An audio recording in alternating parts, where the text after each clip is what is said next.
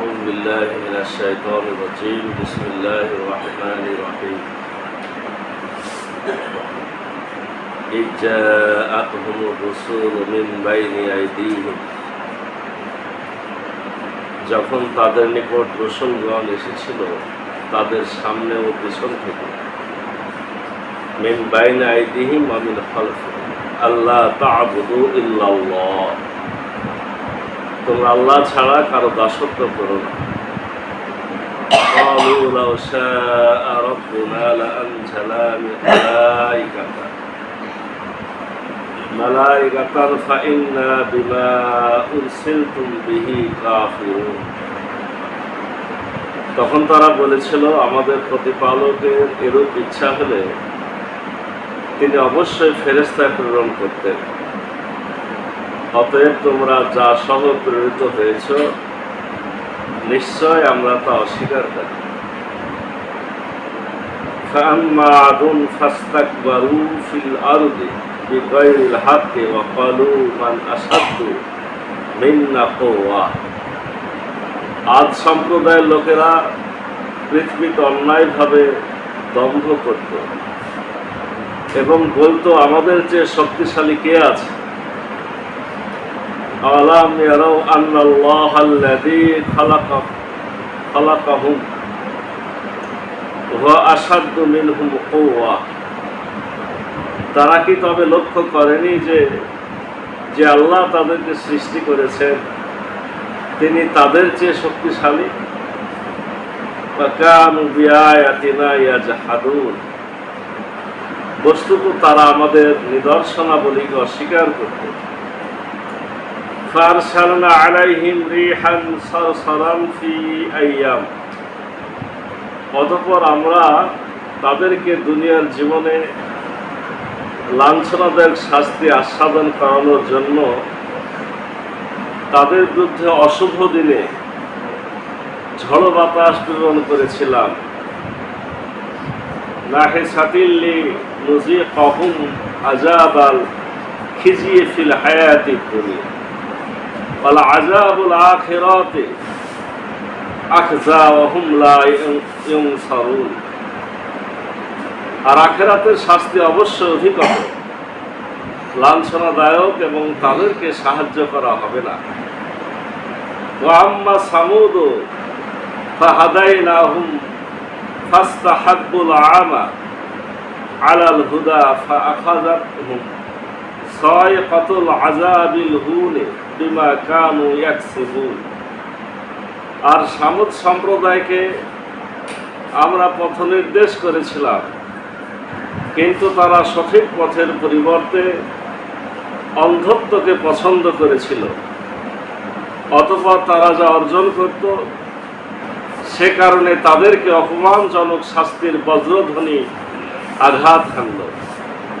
অনাজ্জাইনাল্লাযীনা আমানু ওয়া কানু ইয়াত্তাকুন, আর আমরা রক্ষা করেছিলাম তাদের যারা ঈমান এনেছিল এবং যারা আল্লাহ সচেতন ছিল। ওয়ায়াউমা ইহসারু আ'দাউল্লাহি ইলান নারি ফাহুম ইউসাউন, আর যেদিন আল্লাহর শত্রুদেরকে জাহান্নামের দিকে সমবেত করা হবে, অতঃপর তাদেরকে বিভক্ত করা হবে বিভিন্ন দলে। হাত্তা ইযা মা জাউহা শাহিদা আলাইহিম সামউহুম ওয়া আবসারুহুম ওয়া জুলুদুহুম বিমা কানু ইয়ামালুন। অবশেষে যখন তারা জাহান্নামের নিকট পৌঁছাবে তখন তাদের কান, চোখ ও ত্বক তাদের বিরুদ্ধে তাদের কৃতকর্ম সম্পর্কে সাক্ষী দিবে।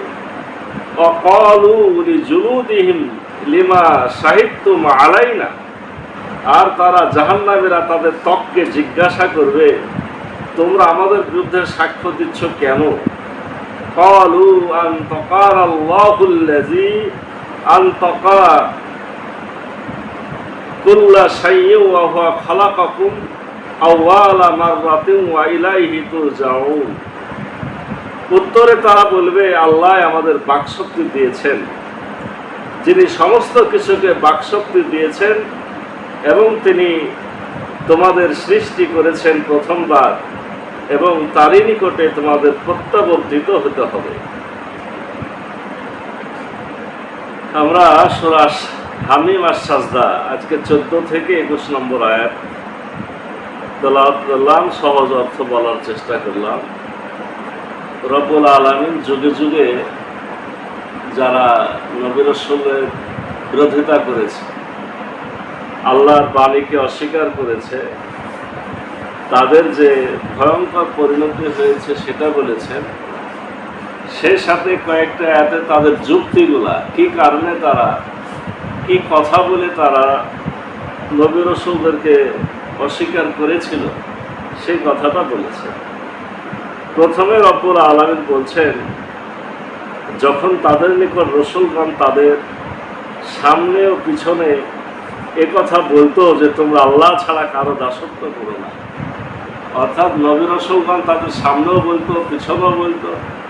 নবী রাসূলদের দাওয়াত ছিল সর্বব্যাপী, সব জায়গাতে তারা আল্লাহর একত্বের দাওয়াত দিত যে তোমরা আল্লাহ ছাড়া আর কারো দাসত্ব করো না। তখন তারা বলেছিল, আমাদের প্রতিপালকের এরূপ ইচ্ছা হলে তিনি অবশ্যই ফেরেশতা প্রেরণ করতেন। এর অর্থ হলো যে যদি আল্লাহর এত ইচ্ছা হয় আমাদেরকে আল্লাহর দিকে দাওয়াত দেওয়ার, তুমি একজন মানুষ, তোমাকে কেন পাঠাইলো? তাহলে একজন ফেরেশতা আসতো। অতএব তোমরা যা সহ পরিণত হয়েছ নিশ্চয় আমরা তা অস্বীকার করি। তারা অস্বীকার করার জন্য মূলত এই কথাটা বলেছে। রসুলকে মানেনি, যে রসুল তাদের মধ্যে জন্মগ্রহণ করেছে, তাদের মধ্যে সৎ, সততা, সত্যবাদিতা নিয়ে বড় হয়েছে, তাদের কাছে মহাগ্রন্থ কোরআনের বাণী চ্যালেঞ্জ করা আল্লাহর কথা বলেছে, তাকে মানেনি। জাদুকর বলেছে, কবি বলেছে, গণক বলেছে। ফেরেশতা আসলে তো তারা আরোই বড় জাদুকর বলতো, এটাই স্বাভাবিক। এটা তারা মানবে না, শয়তান তাদেরকে মানাবে না, তার একটা যুক্তি। তুমি কেন নবী রাসূল হলে একজন ফেরেশতা হইতো। এরপরে রব্বুল আলামিন আদ সম্প্রদায়ের লোকদের কথা বলছেন যে আদ সম্প্রদায়ের লোকেরা পৃথিবীতে অন্যায়ভাবে দম্ভ করত, আর তার অহংকার করে বলতো আমাদের চেয়ে কে বেশি শক্তিশালী। আজ সম্প্রদায় কেন আল্লাহ রসুলকে, তখনকার রসুলকে মানেনি, হুদ আলাইহিস সালামকে কেন মানেনি? তাদের শক্তি ছিল খুব বেশি। এবং বলা হয় যে পৃথিবীতে যত শক্তিশালী মানুষ জন্মগ্রহণ করেছে, করছে, করবে, সব থেকে বেশি শক্তিশালী ছিল এই আদ সম্প্রদায়ের মানুষেরা। তাদের এই প্রচন্ড শক্তি ছিল তাদের দম্ভ, যে আমরা তো মহা শক্তিশালী পুরুষ, আমরা এত বড় শক্তিশালী যে আমরা কে ঠেকাবে, এটা ছিল তাদের অহংকার। আল্লাহ তাদেরকে জবাব দিচ্ছেন, তারা কি লক্ষ্য করেনি যে আল্লাহ তাদেরকে সৃষ্টি করেছেন, তিনি তাদের চেয়ে শক্তিশালী? যে আল্লাহ তোমাদের সৃষ্টি করলো তিনি তো তোমাদের চেয়ে বেশি শক্তিশালী, তোমাদের এত অহংকার কিসে? বস্তুত তারা আমাদের নিদর্শনাবলীকে অস্বীকার করত। অতঃপর আমরা তাদের দুনিয়ার জীবনে লাঞ্ছনাদায়ক শাস্তি আস্বাদন করানোর জন্য তাদের বিরুদ্ধে অশুভ দিনে ঝড়ো বাতাস প্রেরণ করেছিলাম। প্রচন্ড ঝড়ো বাতাস, এক এক মতে এক একটা পাওয়া যায়। অনেক দিন ধরে বাতাস হয়েছে, কোনো কোনো মতে 7 দিন 7 রাত। এমন প্রচন্ড ঝড়ো বাতাস হয়েছে, এই ঝড়ো বাতাসে তাদের বিশাল বিশাল পাথরের অট্টালিকা, বড় বড় পাহাড়ে খোদাই করা তাদের নির্মাণ, সমস্ত কিছু একেবারে মাটির তলে দেবে ধ্বংস হয়ে গেছে। আর আখিরাতের শাস্তি অবশ্যই অধিকতর লাঞ্ছনাদায়ক, এবং তাদেরকে সাহায্য করা হবে না। বলছে দুনিয়াতে শাস্তি তো এটা হইল, দুনিয়ায় তাদের নাম নিশানা মুছে দিলাম, কিন্তু আখিরাতের শাস্তি আরো ভয়ানক। আর সামুদ সম্প্রদায়কে আমরা পথ নির্দেশ করেছিলাম, কিন্তু তারা সঠিক পথের পরিবর্তে অন্ধত্বকে পছন্দ করেছিল। অতঃপর তারা যা অর্জন করত সে কারণে তাদেরকে অপমানজনক শাস্তির বজ্রধ্বনি আঘাত হানল। সামুদ সম্প্রদায় তারা পথনির্দেশ আল্লাহর হেদায়েত তারা গ্রহণ করল না, বরঞ্চ তারা অন্ধের মতো আচরণ করল। তাদের সামনে স্পষ্ট মুজিজা দেখার পরেও, সেই স্পষ্ট মুজিজা ছিল একটা উটকে তারা হত্যা করেছিল। এতে রব্বুল আলামিন কি করলেন?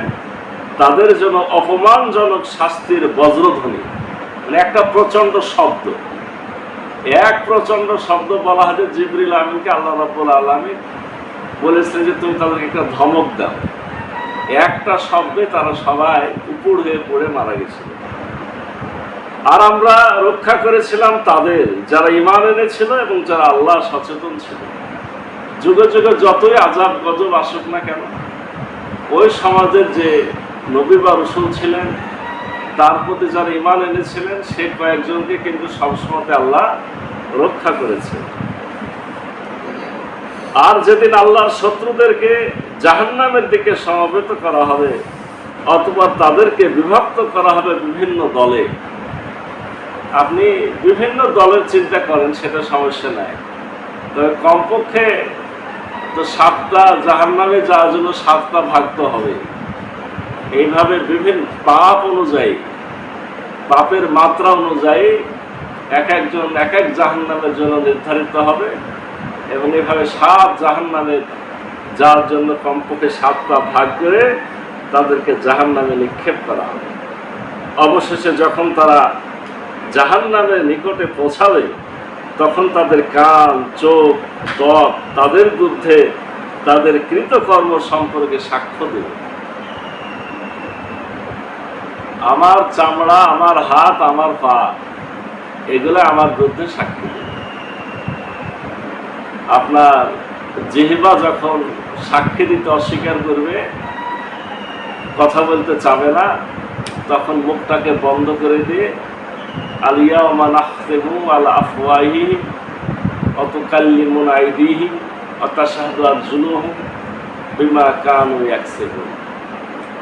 তাদের মুখটাকে বন্ধ করে দেওয়া হয়, মোহর মেরে দেওয়া হয়। নাখতিমু আলা আফওয়াহিহিম, তাদের মুখটা বন্ধ করে দেওয়া হয়। ওয়া তুকাল্লিমুনা আইদিহিম, কথা বলবে হাত। তাশহাদু আরজুলুহুম, সাক্ষী দিবে চামড়া। বিমা কানু ইয়াকসিবুন, তারা যা কিছু উপার্জন করেছে। সেদিন আমাদের এই চোখ, কান, হাত, পা এগুলো সবাই সেদিন আমাদেরই বিরুদ্ধে সাক্ষী দিবে। যখন সাক্ষী দিবে তখন জাহান্নামীরা তাদের ত্বককে, চামড়াকে জিজ্ঞাসা করবে, তোমরা আমাদের বিরুদ্ধে সাক্ষ্য দিচ্ছ কেন? উত্তরে তারা বলবে, আল্লাহ আমাদের বাকশক্তি দিয়েছেন, যিনি সমস্ত কিছুকে বাকশক্তি দিয়েছেন। সব কিছু মুখ আছে, মুখে কথা বলে। আল্লাহ নির্দেশ দিয়েছে মুখকে কথা বলা, তাই বলে। আল্লাহ আজকে আমাদের কথা বলার সুযোগ দিয়েছে, তাই আমরা বলছি। দুনিয়াতে আমাদের কথা বলার শক্তি ছিল না, আমরা বলিনি।